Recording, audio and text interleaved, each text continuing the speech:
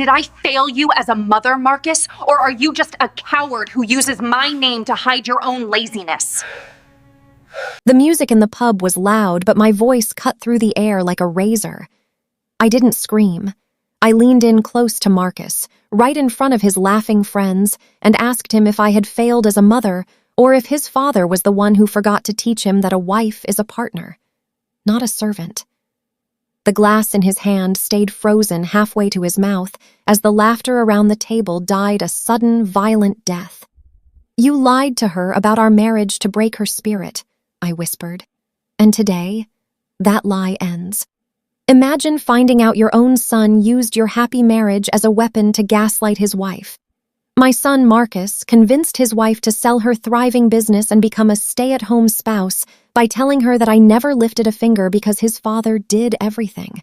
It was a beautiful lie. The truth? Our marriage was a 50-50 partnership of sweat and respect. When I found her in tears on her birthday because he abandoned her for a bar crawl, something in me snapped. I didn't just give her my savings to escape. I went to that bar to dismantle his ego in front of everyone he wanted to impress. If you found out your child was a domestic tyrant, would you stay silent to protect family, or would you be the one to serve them the truth? If you were in my shoes, what would you do? Type 1A if you would have handled it privately at home, or type 2B if you think a public lesson was exactly what he deserved. Leave a comment below. And if you haven't subscribed yet, do it now, because what I did next at that bar changed our family dynamic forever. I remember the exact moment the illusion of my son's character shattered. It was 7:14 p.m. on a drizzly Thursday evening. I was sitting in my kitchen, the only sound being the rhythmic, clinical hum of the refrigerator and the soft, repetitive clinking of my wedding ring against a porcelain teacup. Everything in my house was orderly. Everything was calm. I have always believed that a well-ordered life is the best defense against chaos. Then, my phone vibrated on the marble countertop. The screen lit up with a photo of my daughter-in-law, Sarah. When I answered, there was no greeting. There was only a heavy, jagged silence, the kind of silence that happens right after a person has spent an hour trying not to scream. I did not rush her. I did not offer empty platitudes or frantic questions. I simply waited, listening to the shallow, trembling intake of her breath on the other end of the line. My own breathing remained steady, my heart rate a perfect, unbothered 60 beats per minute. "He is not coming home, is he?" I asked. My voice was flat, devoid of the panic she was clearly feeling. "He said it is his friend's night," she whispered. Her voice sounded thin, like parchment paper about to tear under the weight of a heavy pen. "He told me that since I am not working anymore, my birthday does not require a celebration. He said a stay-at-home wife does not get days off because her life is a permanent vacation." I felt a cold, familiar stillness settle in my chest. It was not anger, not the hot, messy kind that makes people lose control. It was the feeling of a professional auditor finding a massive, glaring discrepancy in a financial ledger. My son, Marcus, had been telling stories. He had been using my name and my life to build a cage for this woman. "He told me you never worked a day in your life, Martha," she continued, her voice cracking. "He said you were a traditional woman who lived only to serve his father. He told me that my business was just a hobby compared to the duty of being a wife. He convinced me to sell my company because he said that is how our family has always thrived." I looked down at my hands. They were perfectly steady. My mind flashed back to the 1990s, to the strict handwritten schedules I kept on the refrigerator. I remembered the 5 p.m. handoff where my husband took over every single domestic duty so I could focus on the logistics company I ran for 30 years. I remembered the financial independence that allowed us to retire early. Marcus had not just lied to his wife. He had rewritten my entire existence into a fairy tale of domestic servitude to justify his own laziness. "Stay exactly where you are, Sarah," I told her, my tone dropping an octave to a low, commanding frequency. "Do not argue with him. Do not send him a single text message.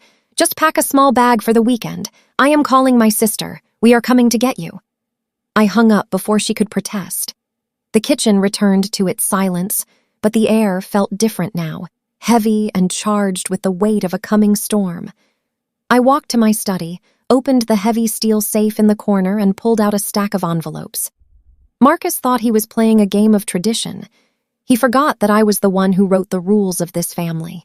And he was about to learn that in my house, we do not tolerate fraudulent accounts. The drive to their house was 22 minutes of absolute icy focus. I didn't turn on the radio. I didn't need a soundtrack for the inventory I was conducting in my mind. I was revisiting every Sunday dinner, every holiday, and every casual conversation I'd had with Marcus over the last 3 years. I was looking for the cracks I had missed. I am a woman who prides herself on seeing the fine print, yet I had allowed my own son to forge a narrative using my life as the ink.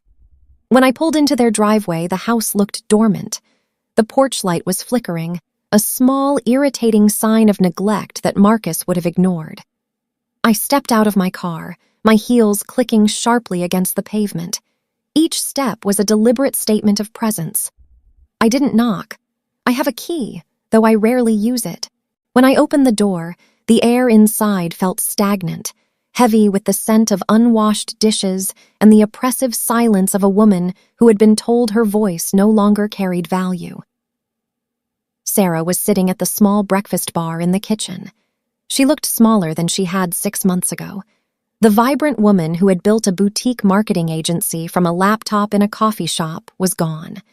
In her place was someone who looked like she was apologizing just for breathing. "Martha," she said, her voice barely a whisper. She didn't move. She just stared at a cold cup of coffee. "Where are your bags?" I asked. I didn't offer a hug. I offered a plan.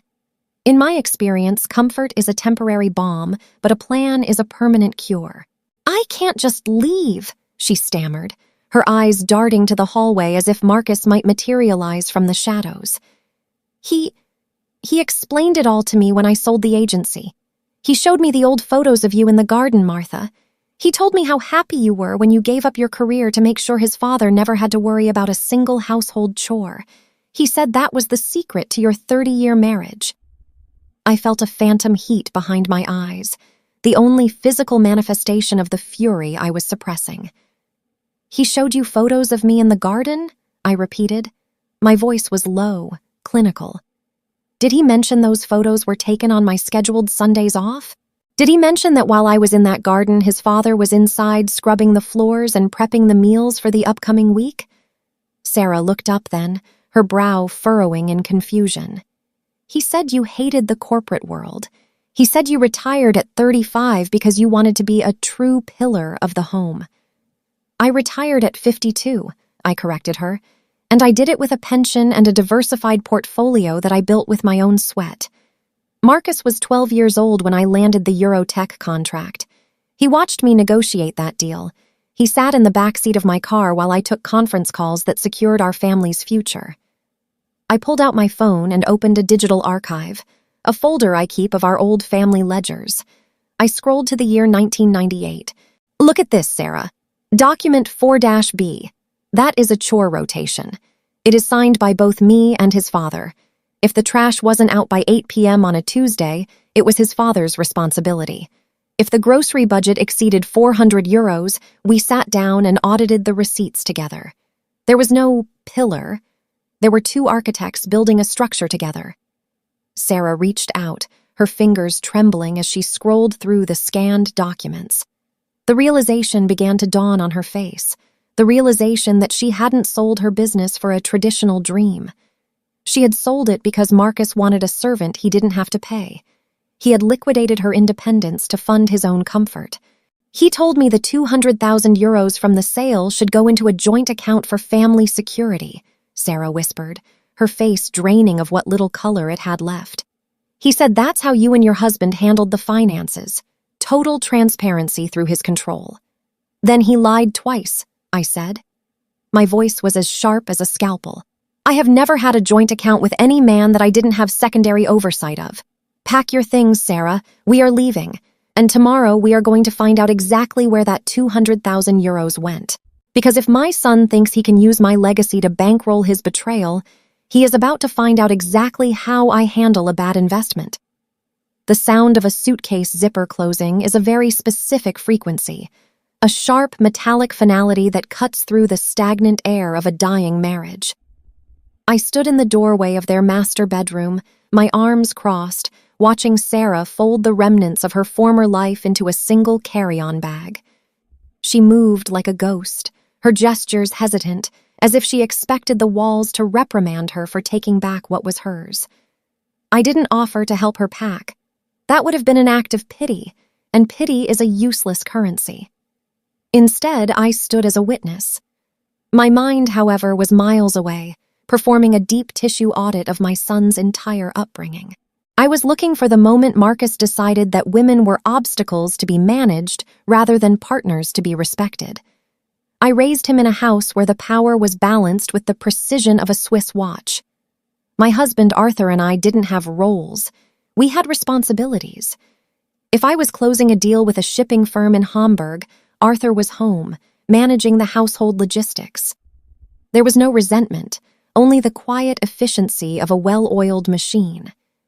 Yet somehow Marcus had looked at our symphony of mutual respect and heard a solo performance. He had looked at my success and decided it was a fluke he could erase from history to serve his own narrative. "I feel like I'm stealing," Sarah whispered, her hand hovering over a jewelry box. "You aren't stealing, Sarah," I said, my voice cutting through her doubt like a cold blade. "You are reclaiming. There is a fundamental difference. Theft is taking what you haven't earned. Reclaiming is recovering an asset that was obtained through fraudulent misrepresentation." I pulled my phone from my blazer pocket and dialed my sister, Elena. She answered on the second ring. Elena is 55, a retired forensic accountant who shares my distaste for emotional clutter. "Elena," I said, not bothering with a greeting. "I'm at the house. The situation is worse than the initial report suggested.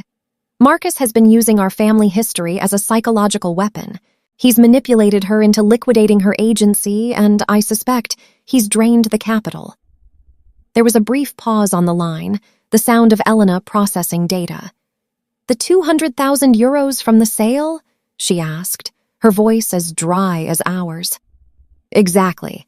I need you and Chloe to meet us at the hotel in an hour.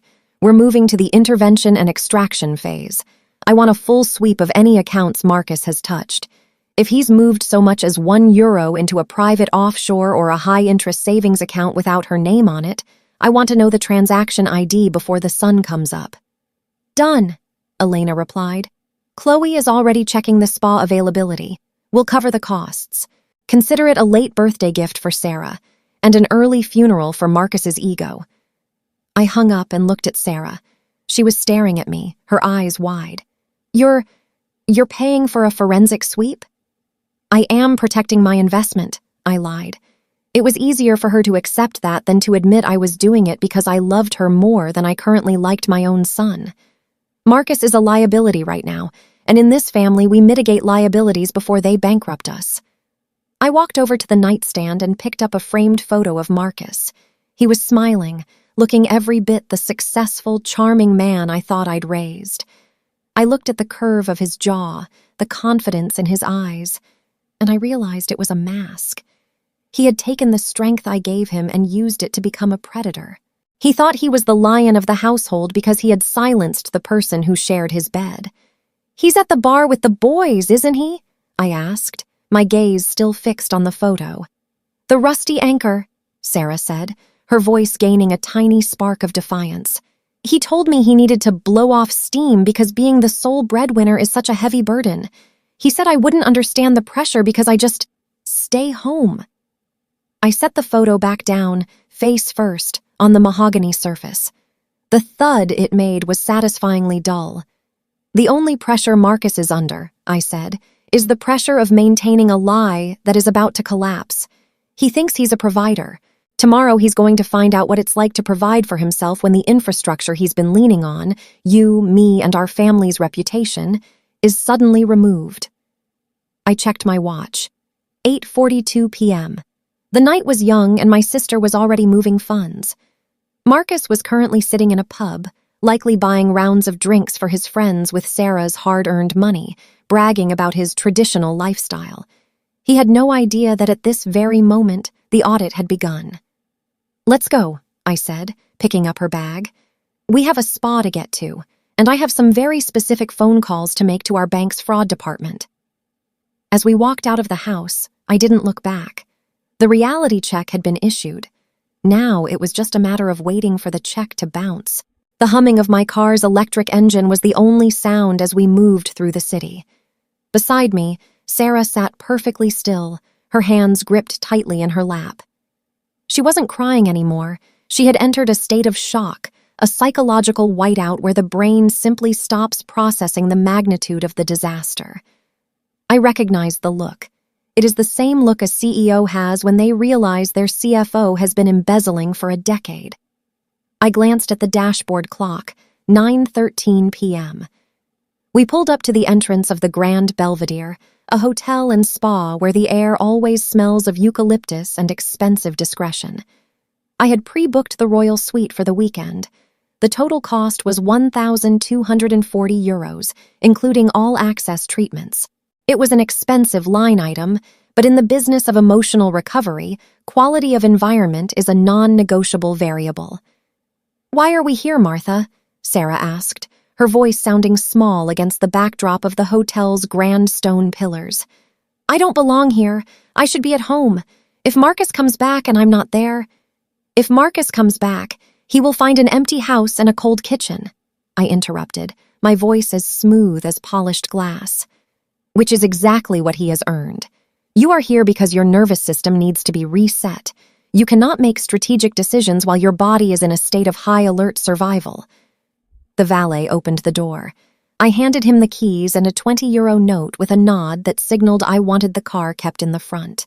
We walked into the lobby, where the sound of our heels on the marble floor echoed with a rhythmic, clinical precision.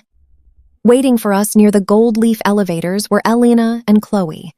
Elena was already on her tablet, her reading glasses perched on the tip of her nose. Chloe, her partner, was holding 2 key cards and a leather folder. They didn't offer hugs or pity, they offered data and logistics. That is the bond we share, a blood-deep understanding that when a crisis hits, you don't offer a shoulder to cry on, you offer a perimeter to stand behind. "The suite is ready," Chloe said, handing a key card to Sarah. Chapter 452 of the hotel's privacy policy ensures that no information regarding guests is shared with outside parties without a warrant. "You are invisible here, Sarah." "And the accounts?" I asked, looking at Elena. Elena didn't look up from her screen. "I've initiated a soft trace on the joint account Sarah mentioned. The transaction ID for the business sale was logged 3 months ago. The €200,000 landed in a holding account, but within 48 hours, $150,000 was moved to a secondary private account under Marcus's sole name. It's an offshore-linked high-yield fund. He's been skimming off the interest to pay for his social expenses." I watched Sarah's face. The shock was being replaced by something else, a cold, hard clarity. The numbers didn't lie. Marcus hadn't just wanted a housewife. He wanted a silent investor who didn't know she was being robbed. $150,000, Sarah whispered.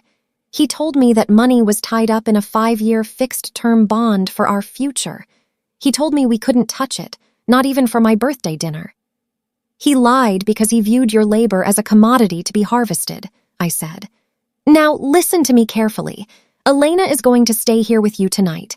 She is going to help you document every single conversation you've had regarding that money. Chloe has already contacted a colleague, a specialist in marital fraud. Tomorrow morning you are going to have a deep tissue massage and then you are going to have a very long meeting with a lawyer." We stepped into the elevator. The ascent was silent, marked only by the soft ping of each floor passing. When we reached the penthouse level, the doors slid open to reveal a suite that cost more per night than Marcus spent on his bar tabs in a month. I walked Sarah to the window overlooking the city lights. "Marcus thinks he is the master of this narrative," I said, placing a steady hand on her shoulder. "He thinks he has successfully liquidated your agency and your spirit. But he made a fatal error in his calculations. He forgot that you didn't just marry into this family. You were mentored by it, and I don't let my mentees fail." I felt her shoulder stop trembling. She took a deep breath, the scent of expensive linen and lavender finally beginning to penetrate her panic. "What are you going to do, Martha?" she asked. I checked the time on my phone. 9:45 p.m. Marcus would be on his 4th or 5th drink by now. He would be at the peak of his perceived power, surrounded by his audience of enablers. "I am going to perform an on-site audit," I replied, "and I am going to make sure the entire town of the Rusty Anchor knows that Marcus is officially bankrupt, socially, morally, and soon, financially." I turned to Elena. "Keep her phone off. If he calls, do not answer. Let the silence do the heavy lifting for now." As I walked back toward the elevator, the sound of the suite door locking behind me was the most satisfying sound I had heard all day. Sarah was safe. The allies were in place. Now it was time for the clinical execution. I stood by the door of the hotel suite, my hand resting on the cool brass handle. Before exiting, I reached into my leather handbag and withdrew a plain white envelope. Inside were 5 crisp €100 notes. They were fresh from the bank, no crinkles, no scent of the outside world, just the sterile, heavy weight of paper currency. I placed the envelope on the marble vanity next to Sarah. She stared at it as if it were a foreign object. "This is €500, I said, my voice as level as a horizon line. "It is not a gift. It is an infusion of capital. Tomorrow I want you to go downstairs to the boutique and buy something, anything, that Marcus has no claim over. A dress, a piece of jewelry, or a new phone. I want you to remember the physical sensation of possessing an asset that he didn't allow you to have." "Martha, I can't take this," she began, her voice still hovering on the edge of a fracture. "You can, and you will," I interrupted, my gaze locking onto hers. "Consider it a microscopic down payment on the agency Marcus stole from you. While you are here, recovering your equilibrium, I am going to the Rusty Anchor to collect the first installment of his debt. Do not check your bank app. Do not look at the joint account. Just focus on the weight of that envelope. Freedom has a specific texture, Sarah. It's time you got used to it." I didn't wait for her gratitude. I didn't want it. I walked out, the clinical click of the door behind me signaling the end of her life as a victim and the beginning of my audit as a mother. The steering wheel felt like cold marble beneath my palms. I sat in the parking lot of the Rusty Anchor, the engine idling in a low, rhythmic purr. Outside, the neon sign of the bar flickered, a jagged, buzzing red light that pulsed against the damp pavement. I checked my watch. 10:15 p.m. This was the hour of peak arrogance, the time when men like Marcus feel invincible, fueled by fermented courage and the hollow laughter of their peers. I reached over to the passenger seat and opened my leather briefcase. Inside was a single folder containing the forensic printouts Elena had sent to my phone. Transaction ID 4521. Amount €150,000. Destination: a private account Marcus thought was invisible. I traced the numbers with my index finger, feeling the texture of the ink. To Marcus, this was just a balance. To me, it was the evidence of a crime against a partnership. I checked my reflection in the rearview mirror. My silver hair was perfectly in place. My expression was a mask of clinical neutrality. There was no racing pulse, no trembling in my hands. I was not a mother going to scold a child. I was a senior auditor arriving to close a fraudulent firm. I could hear the muffled thumping of bass music vibrating through the heavy brick walls of the bar. It sounded like a heartbeat, fast, erratic, and doomed. I stepped out of the car. The evening air was sharp, carrying the scent of salt and impending rain. I adjusted my blazer, the fabric crisp against my shoulders. I knew exactly where he would be sitting. Middle booth, center stage. If you were in my shoes at this very moment standing outside that door, what would you do? Type 1A if you would have turned around and handled this privately at home to save the family's reputation. Or type 2B if you believe a public betrayal deserves a public reckoning. Leave a comment below. And if you haven't subscribed to Drama Stories yet, do it right now. because what happens when I walk through those doors will change everything. I gripped the heavy brass handle of the bar door. I could hear a burst of loud, masculine laughter from inside, Marcus's voice, distinctive and mocking, rising above the rest. He was telling a joke. He was winning. I pushed the door open. The sudden wave of heat, the smell of stale hops, and the wall of noise hit me instantly. But as I stepped into the light, the nearest table fell silent. Then the next.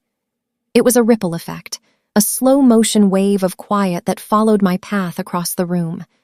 I didn't look left or right. I kept my eyes fixed on the middle booth, where my son sat with a glass in his hand and a lie in his heart. The audit was about to begin. The silence in the rusty anchor was not immediate. It was a slow, agonizing crawl that started at the entrance and followed me to the center of the room. I could hear the rhythmic, mechanical hum of the jukebox in the corner, currently stuck between tracks, and the wet sound of a bartender's rag dragging across the counter. My heels didn't click on the floor. They thudded with a heavy, final weight. I reached the middle booth. Marcus was leaning back, his arm draped over the upholstery, a half-empty glass of amber liquid in his hand. He was laughing at something his friend Dave had said. Then his eyes met mine. The laughter didn't just stop. It vanished, replaced by a look of primal, flickering confusion. "Mom," he stammered. His voice was thick, already softened by the alcohol. "What are you doing here?" I didn't answer. I pulled out a chair from the adjacent table and sat down directly across from him. I didn't rush. I smoothed my blazer and placed the leather folder on the sticky wooden table. His three friends shifted uncomfortably, their eyes darting between us. They looked like boys caught breaking a window, suddenly realizing the owner was standing right behind them. "Marcus," I said.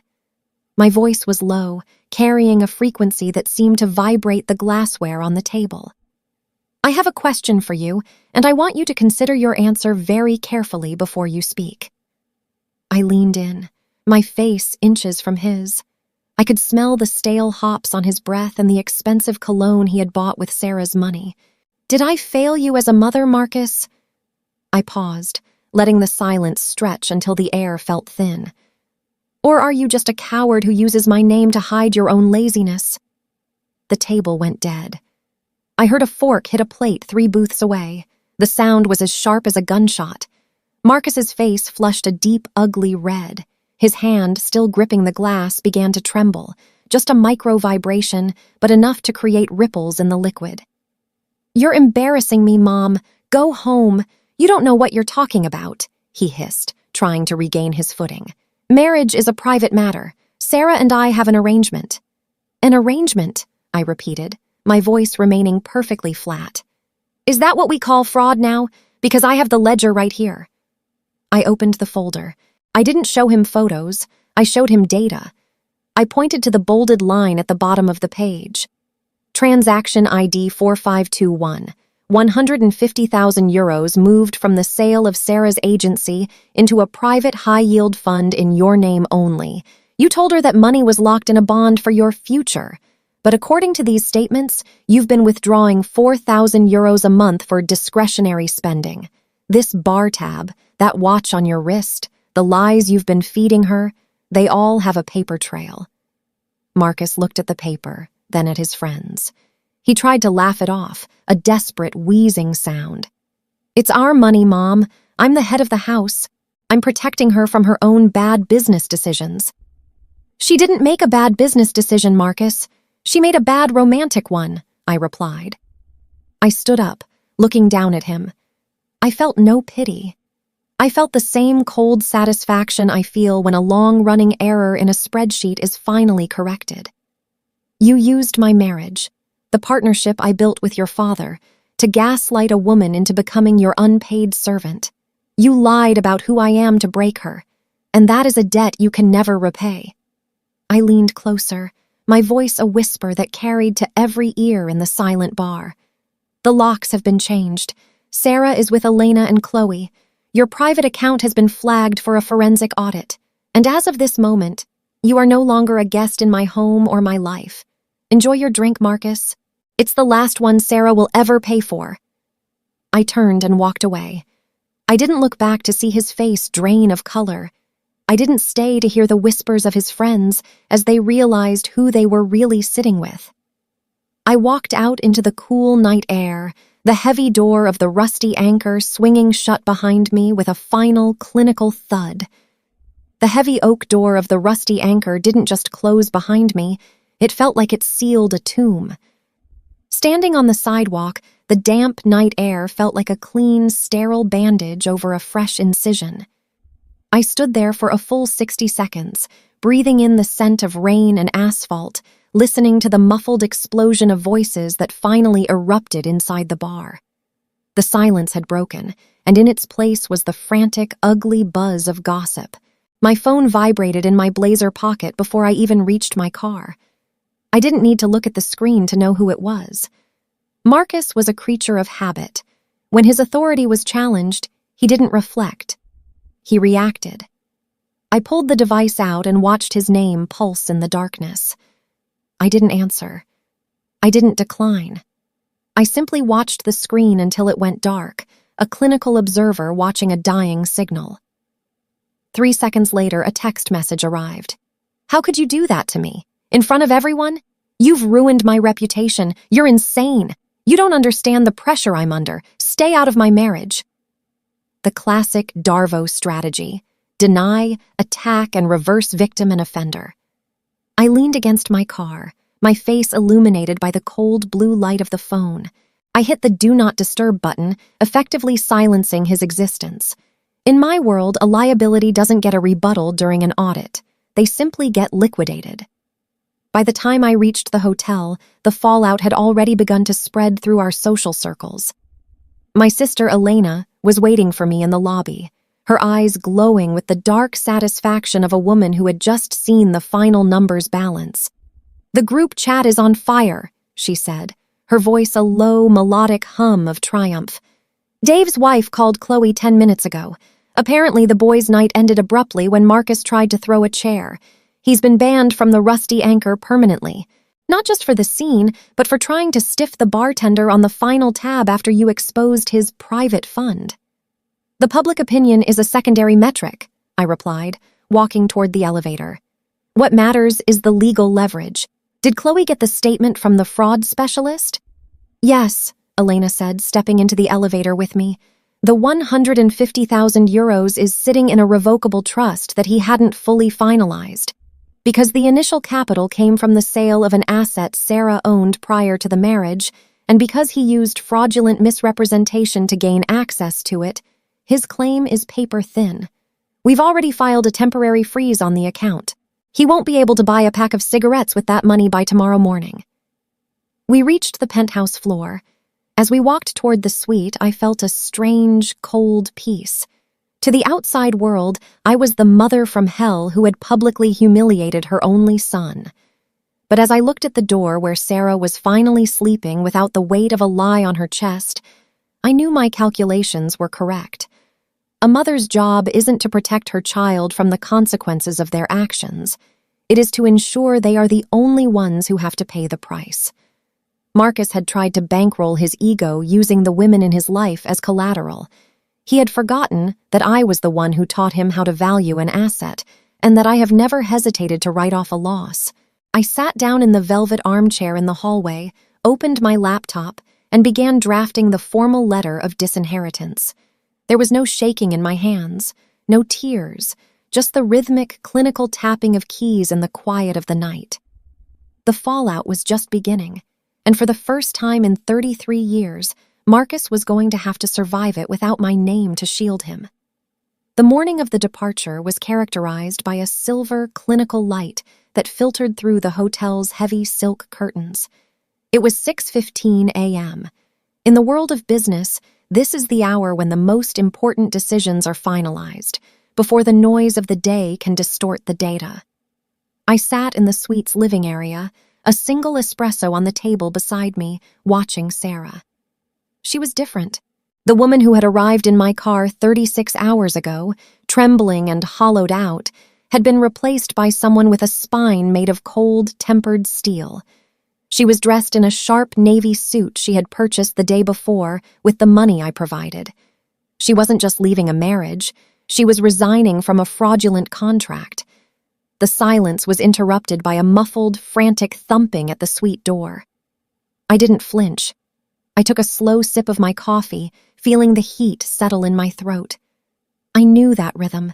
It was the sound of Marcus's desperation, erratic, loud, and entirely centered on himself.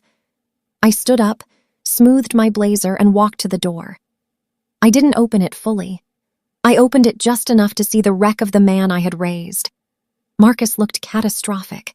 His eyes were bloodshot, his shirt was wrinkled, and the arrogance that usually sat so comfortably on his shoulders had curdled into a sickly, desperate sweat. "Mom, let me in," he rasped. He tried to push against the door, but I didn't move. I am 70 pounds lighter than him, but at that moment I was an immovable object. "I've been calling for hours. Sarah won't answer. You've poisoned her mind. You've frozen the accounts. Do you have any idea what that does to my credit?" "Your credit is the least of your concerns, Marcus," I said. My voice was a low, steady hum that seemed to drain the air out of the hallway. "We are currently conducting a final audit of the assets you attempted to embezzle. You are not here to negotiate. You are here to witness the closing of the file." Sarah appeared behind me.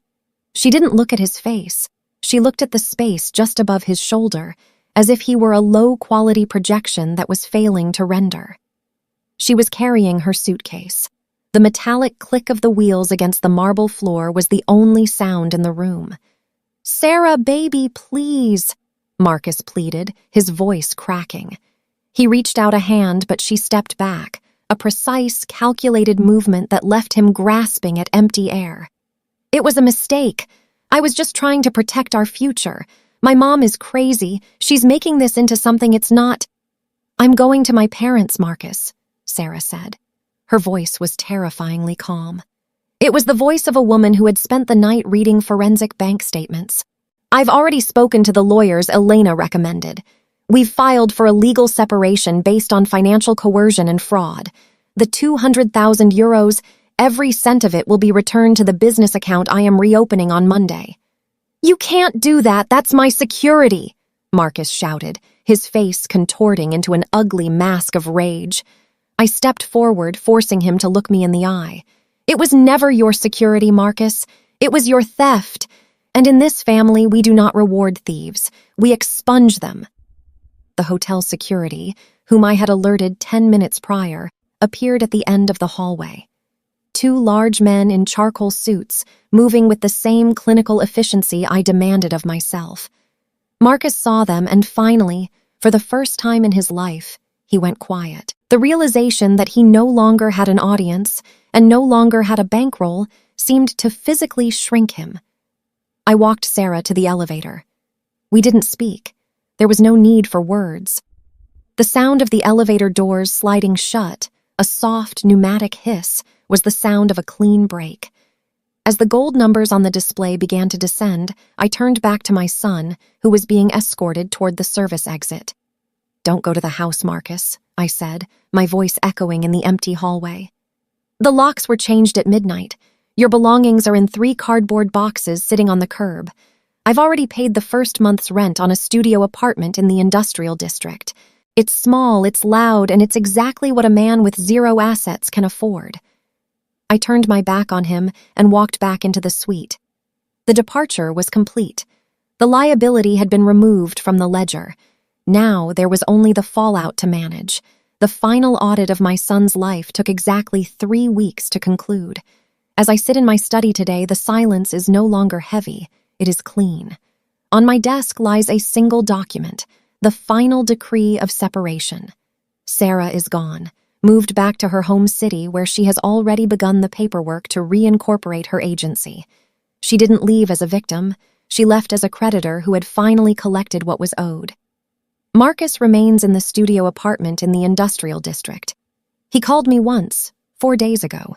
His voice was stripped of its usual bravado, replaced by the thin, reedy whine of a man who realized that his tradition was nothing more than a hollow excuse for incompetence.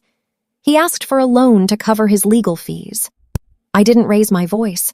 I didn't remind him of the $150,000 he tried to hide. I simply told him that my bank does not issue loans to high-risk entities with a history of fraudulent activity. Then, I hung up. Some people in our social circle call me cold. They whisper that a mother should protect her son's reputation regardless of the cost. But I know better. True protection is not shielding a child from the consequences of their cruelty. It is ensuring they are held accountable before they destroy everything they touch. I did not ruin Marcus at that bar. I simply turned on the lights so he could see the wreckage he had already created. My marriage to Arthur lasted 30 years, not because I was a pillar or a servant, but because we were two independent architects who respected each other's blueprints. Marcus tried to build his life on a foundation of lies and theft. It was an unstable structure, and it was my duty to be the one to pull the final brick. The lesson here is simple, though many find it difficult to swallow. Love is not a blanket that covers up a lack of character. In a marriage, a partner is not an asset to be liquidated for your own comfort. And as a parent, your greatest legacy isn't your child's success. It is their integrity. If they lack it, you have a moral obligation to be the auditor who calls their bluff. I close the folder on my desk. The rhythmic, clinical click of the latch signifies the end of this chapter. The ledger is balanced. The fraud has been expunged. I pick up my tea, the porcelain cool against my palm, and enjoy the quiet. In this house, the truth is the only currency that matters. Take care of yourselves, and remember, never let someone else rewrite your history to justify their present. I'll see you in the next one.